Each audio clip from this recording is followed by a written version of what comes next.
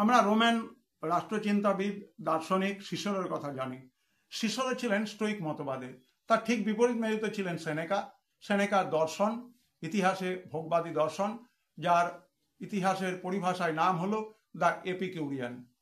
সেনেকা প্রথম দিকে ভোগবাদী দর্শনের প্রতি আকৃষ্ট হলেও তিনি যে রাষ্ট্র শাসন ব্যবস্থার মতবাদ তুলে ধরেছেন, সেখানে রাষ্ট্রের ভূমিকা, রাষ্ট্রের সঙ্গে ন্যায়নীতিবোধের আদর্শ, একই সঙ্গে ইতিহাসের জায়গা থেকে তিনি কালিগুল্লা, নিরো বা টাইবেরিয়াসের মতো অত্যাচারী শাসকের নিদর্শন তুলে ধরেছেন।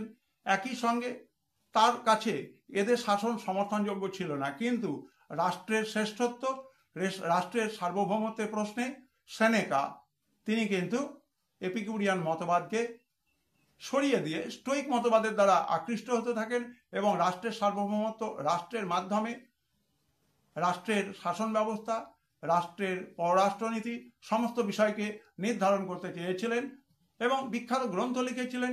তার নাম হচ্ছে অন ক্লেমেন্সি। অন ক্লেমেন্সি গ্রন্থে তিনি তার রাষ্ট্রচিন্তাকে তুলে ধরেছেন। ভিডিও ভালো লাগলে অবশ্যই তোমরা দ্বিতীয় সেমিস্টার একাদশ শ্রেণীর ইতিহাস বিষয়ে যারা ছাত্রছাত্রী আছো তারা এই চ্যানেলটিকে সাবস্ক্রাইব করো, চ্যানেলের সঙ্গে থেকো, যেভাবে তোমরা প্রথম থেকে আছো।